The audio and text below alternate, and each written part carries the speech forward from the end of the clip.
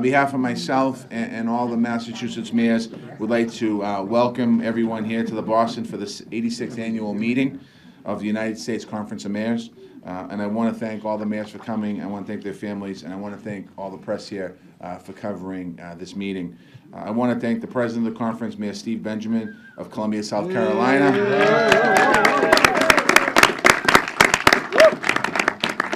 And Vice Mayor Brian Barnett from Rochester Hills, Michigan.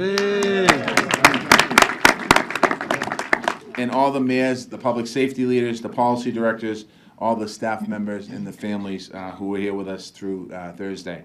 I'd also like to give a special thank you to Tom Cochran and his team, as well as our local team who's going to put together an incredible conference. Well, thank you, Tom, for your great work. I know Tom's here somewhere.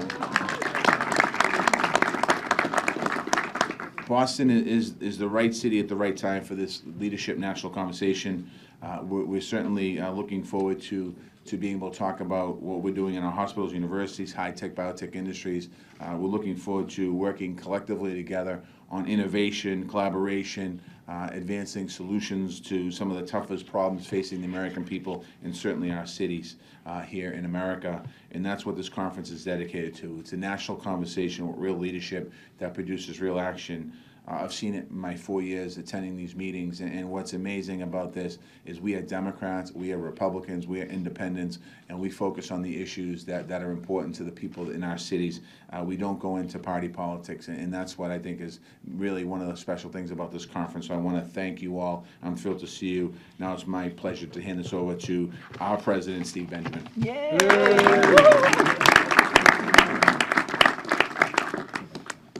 Thank you, Mayor Walsh, and good morning to all of you. We're thrilled to be here in the great, dynamic, and historic city of Boston. The hospitality has been incredible here, and we look forward to enjoying the next several days here, all the great things Boston has to offer. I also want to say thank you to my incredible colleagues. I think as you noticed, there's a great spirit of collegiality. We work together from different parts of the country, different backgrounds, different experiences, different parties, if any party at all. We work together to advance the interests of all Americans, and we're so excited to be together again in this great city. I want to say thank you to our incredible staff as well. Tom, you and your team take great care of us, and as we take care of the people who make America great. It's always a pleasure to be in your company, and before we get started, I would like to do a very quick roll call. A quick roll call. And a roll call just means your name and your city. I don't want to know what food you're famous for. I don't want to know that you won a baseball championship, a football championship, or who's going to sweep who. So we're gonna start. I think I see Jim Brainerd at the very end of it. Jim, why don't you start us off? Jim Brainerd, Carmel, Indiana. Lily May, Fremont, California. Carol Dutra Bernacci, Union City, California. Tim Wilson, Brooklyn Center, Minnesota. Alan Jones, Winston-Salem, North Carolina. Colleen Rusa Cutter, San Andrew, California. Francis Suarez, City of Miami. Oliver Gilbert, City of Miami Gardens. Mark Mitchell, Tempe, Arizona. LeVar Stoney, Richmond, Virginia. Lydia Mahalik, Findlay, Ohio. Randall Woodfin, Birmingham, Alabama. Jacob Fry, City of Minneapolis. Joe Coviello, Cape Coral, Florida. Elizabeth Couts, Burnsville, Minnesota. Shane Bemis, Gresham, Oregon. Roy Buell, Dubuque, Iowa. Jenny Durkin, Seattle, Washington. Marty Walsh, Boston, Massachusetts. Eric Garcetti, the small pueblo of Los Angeles. Brian Barnett, Rochester Hills, Michigan. Frank Gordon, a great city of Pembroke Pines, Florida. Jackie Biskupski, Salt Lake City. Christine Hunchofsky, Parkland, Florida. Woody Brown, Largo, Florida. Latoya Cantrell, City of New Orleans. And Jim Hubland, Edina, Minnesota. Tom Tate, Anaheim, California. Tom Broderick, Anderson, Indiana. Christopher Cabalden, West Sacramento, California. Sharon Weston Broom, Baton Rouge, Louisiana. Michelle de la Isla, Metropolis of Topeka, Kansas. Rick Kreisman, St. Petersburg, Florida. Damon Barrett, Lawrence, Massachusetts. John Ernst, Brookhaven, Georgia. Dennis Clough, Westlake, Ohio. Mayor Catherine Pugh, Baltimore City. McKinley Price, Newport News, Virginia. Jeff Williams, Arlington, Texas. Tito Brown, Youngstown, Ohio. John Hamilton, Bloomington, Indiana. Victoria Woodards, Tacoma, Washington. Sam Cunningham, Waukegan, Illinois. Keisha Lance Bottoms, Atlanta. Greg Fisher, Louisville. Kirk Caldwell, Honolulu, Hawaii. You got some back? John Shelmanack, Bellevue, Washington. Bellevue. All right. Northwest. You got some more back here? You guys good? You good? All right. And one from the security. And you guys have no idea how much of an accomplishment that was, getting that done. Everyone on their very best behavior. That was amazing. Well, let me tell you about Seattle. I'm not going to speak too soon. Who? The nation's mayors are here in Boston, Massachusetts, y'all. We're here, we're strong, we're together, we are rolling deep here. We're here to solve problems and deliver results for Americans, ensure that the needs of our families are met, that their hopes and dreams can be fulfilled, and that the cities of the wealthiest and most powerful democratic nation in the history of the world can indeed be a force for good. This year, we'll be focusing on our three main areas, what we like to call the 3 I's: infrastructure, innovation, and inclusion. It's a bipartisan strategy that Brian Barnett and I will be working on together for the next 2 years. A 2-year strategy showing how working together we can certainly move this country forward. While Washington waits to act, cities are forging ahead, mobilizing our resources and tackling the real issues that face our citizens and impact the well-being of our country. And quite frankly, we are indeed a force to be reckoned with. Take, for instance, the findings from the new Metro Economies report we're releasing today. It shows that the nation's metro regions continue to dominate U.S. growth. Cities and metropolitan economies accounted for 99.5%, or $337 billion of GDP expansion in 2017. This report indicates that metro areas added 1.9 million jobs, or 95.9% of all new jobs created last year. And we now are home to 91.2% of the nation's gross domestic product.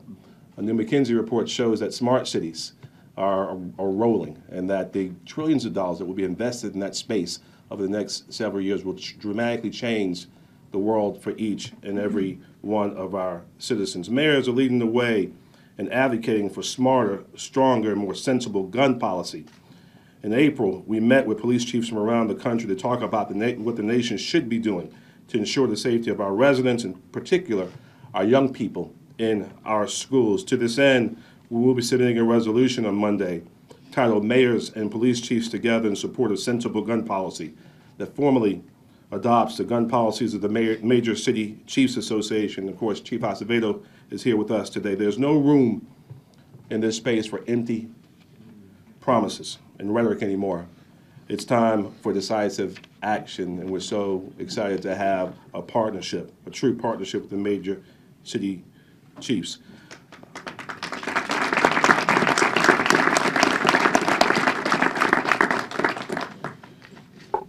Houston Mayor Turner's excited about the leadership, and we've all been excited about the passionate and forceful remarks by Chief Acevedo following the Santa Fe High School shooting. And it's important to note that regardless of what might emote from the halls of Congress or 1600 Pennsylvania Avenue or state houses at time, mayors will continue to set the tone that appeals to our better angels, that bridges communities, and certainly speaks to our core values of decency, compassion, and respect. So I'm also pleased to announce a new initiative that we'll be taking at the Conference of Mayors. We'll be establishing a Mayors and Business Leaders Center for Inclusive and Compassionate Cities. Several of our cities, led indeed by the cities of Anaheim and Louisville and Mesa, have been focusing intently on building compassionate cities and seeing what it means to pull people together. We're going to redouble those efforts, working in partnership with our business leaders to try and take it to another level, recognizing that in these tough times in which we live, we're going to have to work much more intentionally in pulling people together. For decades, this conference has taken a strong position in support of civil rights and opposition of racism and discrimination of all kinds. Following the protests in August of 2017, working with the Anti-Defamation League, we launched the Mayor's Compact to combat hate, extremism, and bigotry, to promote the fundamental principles of justice and equality that define America. And quickly, more than 325 mayors signed on to the compact. The focus of this center is going to be to create a strong and committed partnership between the mayors and business leaders, and to collaborate on visions of success to make our cities and ultimately our nation stronger, more equitable, more compassionate, and more inclusive. In closing, let me say that as the gridlock and partisanship in Washington continues to escalate, there's no better time for the nation's mayors to come together, to work together on our shared priorities and build a more inclusive future for all Americans. In the spirit of inclusion and bipartisanship, I'd like to ask my friend Brian Barnett, the mayor of Rochester Hills, Michigan, and the vice president of the U.S. Conference of Mayors to come forward and make some remarks. Brian?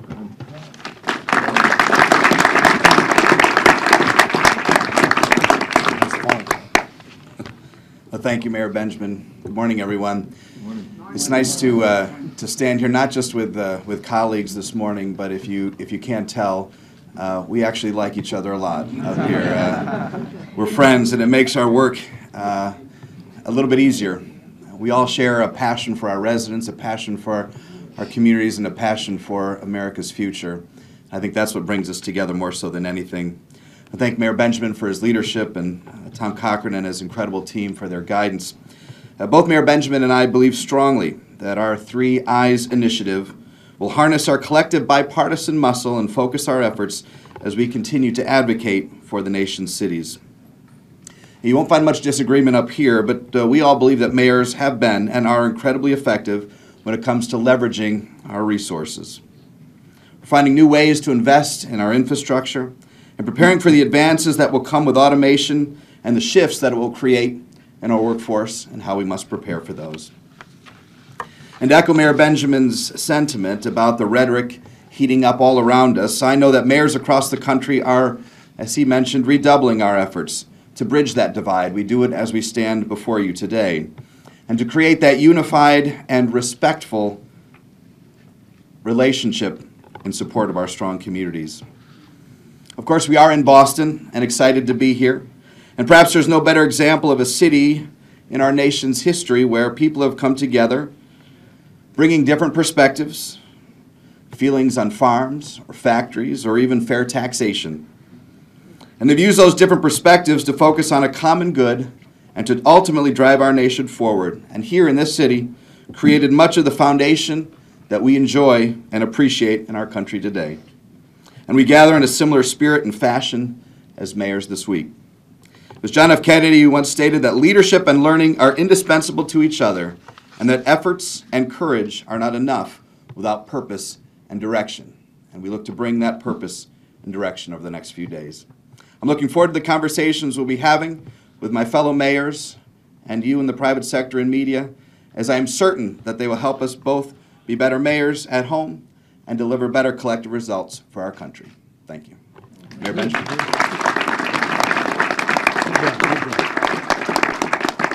We're going to have a few comments from some of our colleague mayors, and then we're going to have some question and answer. And obviously, we are all available to answer questions. The first one to hear from Eric Garcetti from the Pueblo of Los Angeles.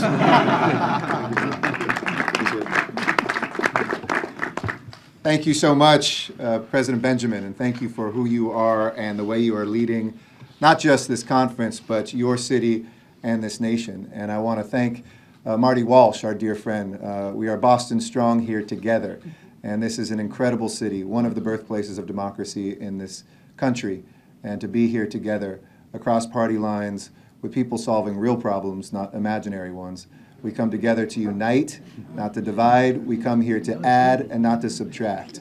We come here as the people who are elected for all of our people in our towns to get things done. And I'm so appreciative that while we see dysfunction a little bit to the south of here, you can go throughout this entire country and realize that we are not a country divided, maybe divided some days between Washington and the rest of us, but we have a common language and a common conversation. We have common solutions, and we are all humble enough to learn from one another. I think back home, some people ask, why do you go to a U.S. Conference of Mayors? Is that just some sort of vacation for you? Absolutely not, unless you like hotel rooms and like meeting areas. You come together to listen, to hear, and to recognize that some other town is doing it better than you are and giving you the opportunity to catch up and to get it done right. I've been asked to speak for a moment about immigration, and I'm so glad to see the 3 Eyes initiative because it is a core of who we are, to be innovative, to look at the infrastructure, human and built, and of course inclusion. This is a country where we know in our cities everyone belongs. This is a country where everyone is welcome. And America's cities remind us of those founding principles of who we are. So today we are announcing America is Home. America is Home is an initiative that is funded with $5 million to be able to come together and to make citizens of aspiring Americans. In Los Angeles, we do this in every single one of our public libraries, where we have a citizenship corner, and where every library has a librarian who's trained to help people fill out paperwork, pass their citizenship tests. But we know there are millions of legal residents here who can become citizens tomorrow. And in the midst of the corrosive debate about how we will fix a broken immigration system, this is work we can do today, right now, to breathe hope, to breathe the future back into this country instead of the odious smell of fear and the division that I mentioned before. So we're going to be working in cities around this nation to help that initiative move forward. And I want to thank Tom Tate and Jorge Alorza, who have chaired our immigration task force, because they've been critical pillars. And I know Tom's nearing the end of his time as mayor, and it's going to be a huge loss for this conference, Tom. But you and Jorge and myself as founding mayor of the Latino Alliance here are looking at ways that we can change that debate back to, you know, we were doing the fire exercise, some of us earlier today, and you heard those Irish accents and those Portuguese accents and those Brazilians and, you know, Italians and some Paisan. A couple of Paisan were out there too. It's a beautiful and wonderful thing. Any other requests? No. And whether you came here or your ancestors in chains, or whether you came here willingly, whether those folks were here when others settled this land, this is a place that all of us indeed do belong. The last thing I want to say is I joined mayors from other border states yesterday to call on both our Department of Homeland Security and as well our Department of Justice to stop the inhumane practice of separating children and their parents at the border of this country.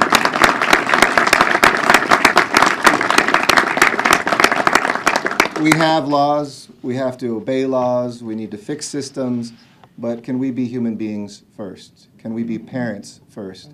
And there are a few places in human history where parents and children have been unwillingly separated, and the United States needs to get out of that business and go back to love first and then fixing what's wrong next. Is there any Spanish here? All right, well, muchísimas gracias por su presencia. With that, I'll toss it back. Thanks so much.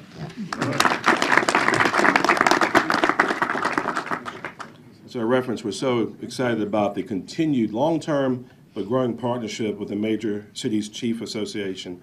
And we're proud to have Houston Police Chief Art Acevedo with us right here. Chief.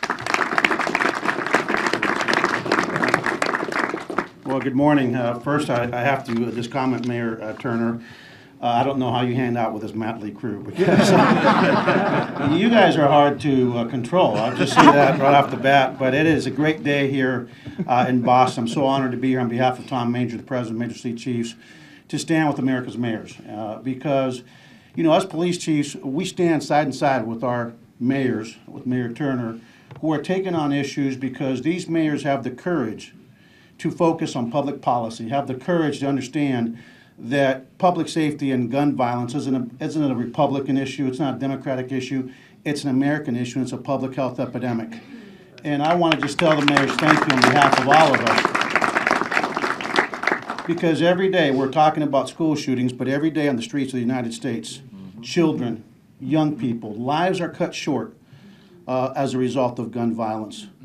And clearly, you know, I was thinking about Congress a little while ago while you were talking, mayors, and maybe we need a Congress of mayors that really are can-do attitudes instead of a Congress that cares more about primary politics and primary elections.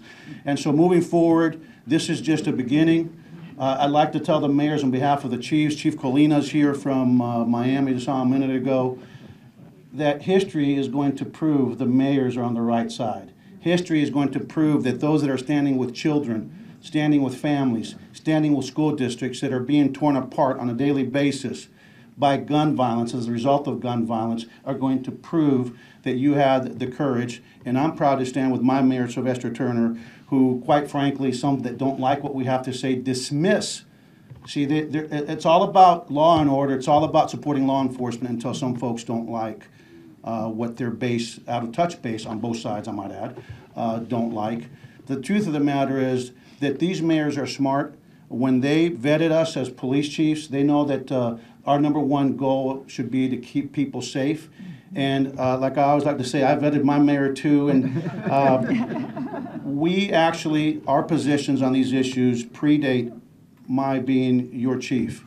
Our positions are well established, they're well documented, and you either stand with the people that you serve or you stand with the people that want to do nothing about the death that we're seeing and the destructions we're seeing and the lives that are being stolen every day.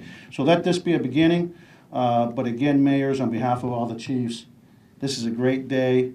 And if it's the mayor saying it has to be done, it's the police chief saying it have to be done, it's going to end up being the prosecutor saying it has to be done, then my question to those that says that nothing can be done, who are you standing with? The professionals, the leaders, or the gun lobby? Thank you very much.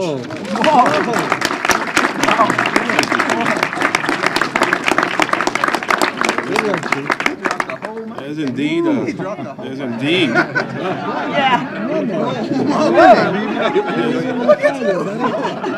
It is a balm in Gilead to make the wounded whole. All right. Thank you, Chief. Thank you. It's and we're just starting. Exactly. Thank you, Jenny. It's my pleasure to introduce the mayor of Burnsville, Minnesota, and former president of the United States Conference of Mayors, Elizabeth Couch.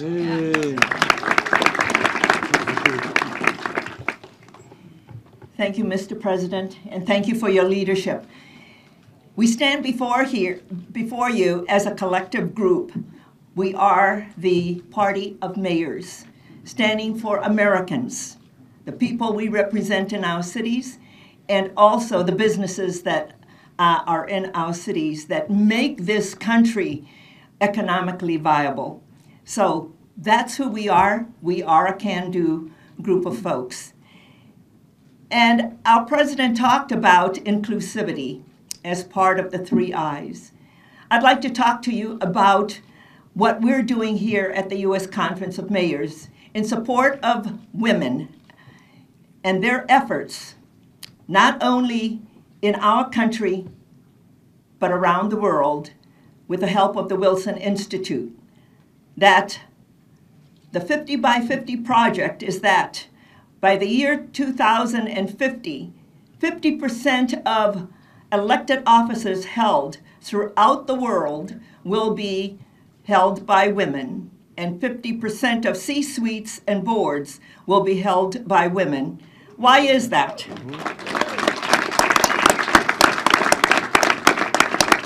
As you look at all of us standing up here, we respect each other's voice and perception and lens that we bring to the table. As Mayor Garcetti spoke to, we learn from one another. And we take in all of that information and we make decisions. But we have a voice. It's a different voice, but it's a voice that's relevant. And it's a voice that represents a greater part of our population.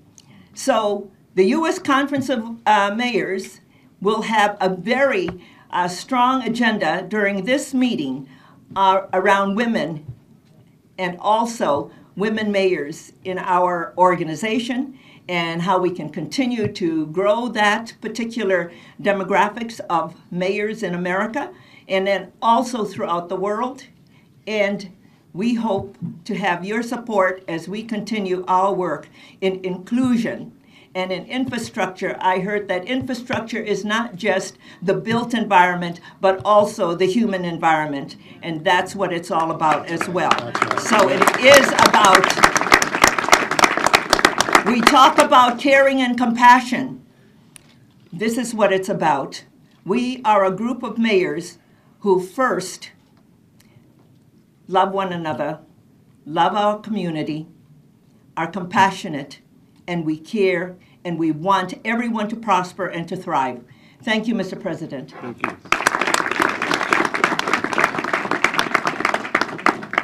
Now I'd like to ask the Mayor of Baltimore and Chair of our United States Conference of Mayors Census Task Force, Mayor Catherine Pugh. Yeah. The women are anchoring. Thank you, Mr. President, and thank you, Executive Director. Thank you for the leadership. Thank you for the work. But this work that is in front of us is most important.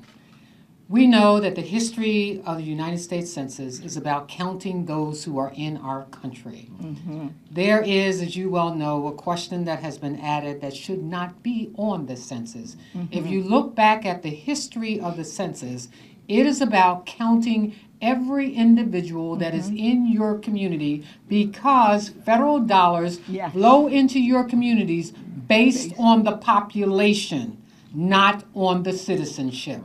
So we will have a robust discussion on Saturday around the census. And more importantly, what we're saying as mayors is that we are prepared to count the individuals who live in our cities, who contribute to the fabric of our cities, who pay taxes. We are a welcoming country, and I remind us of the Statue of Liberty that stands in the harbor that says, "Bring me your tired, your hungry, your poor." This is a country of immigrants, whether you believe it or not.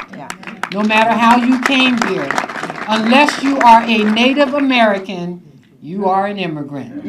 So America, open up your arms. The U.S. Conference of Mayors and the mayors who are here are prepared to count the individuals who live in their cities, because we depend on the resources that come into our cities based on that count. That count is what we want to do. That count means everyone, and we're prepared. We just need those who are residing at the south of us to understand the importance of the U.S. Census. Thank you. Thank you, Mr. President. Thank you. We're going to shift in the question and answer. The Mayor of Miami Gardens wanted to say something, then he showed up in that tie, and I decided he would not speak. Does it come with lights? What would Jesus do?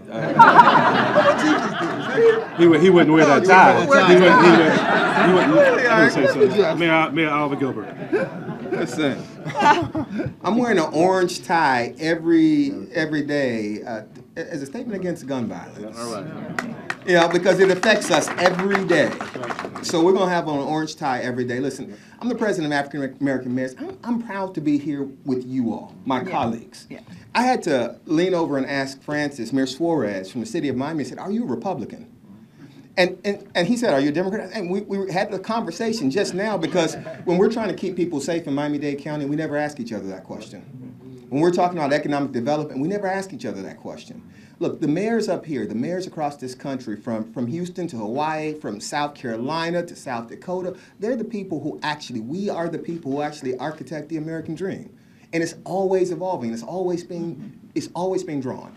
We're doing that, and we don't do it half-heartedly, and we don't do it in a partisan way. We do it because it needs to be done. And so I'm happy to stand here with this conference with my colleagues as we continue to make America great. Thank you all very much. Thank you, Mayor. We like the tie. I tell you, now I like the tie. Yeah, now we like the tie. I bought him the fabric. The fabric. Our friends in the Fourth Estate, the fourth pillar of American democracy. If you have any questions for us, we'd be happy to try and take them right now. And obviously, all of our mayors are available to answer questions. Regarding the discussion about the census, do you think people who are not citizens will be apprehensive about, Of course they would. Absolutely. Yeah, of course absolutely. They would. Mayor Pugh, unless someone wants to chime in there as well? Yeah, I think that's an easy answer, but let me just say to you, the reason that the U.S. Conference of Mayors is mounting this effort is because what we want to do is take away that fear. We understand why the U.S. Census was created. We understand what it is, its intent is, and what we want to do is relieve the fears of those who are in fear, because this question has been added that should not be. You know, I can't speak yet for the entire U.S. Conference of Mayors, but, you know, hashtag skip the question. But anyway. Because we all. Okay, Mayor, go, Catherine, you go. Okay, we got to go. But, you know, we are prepared to educate. Right. We're prepared to educate and mitigate any of the negativity that is around the census, because we need the count. Must have been that coffee this morning. Absolutely.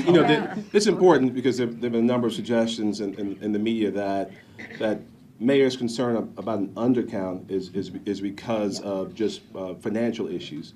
The reality is that an undercount hurts everyone. It hurts every city, every county, every congressional district, regardless of whether they're blue or red or purple.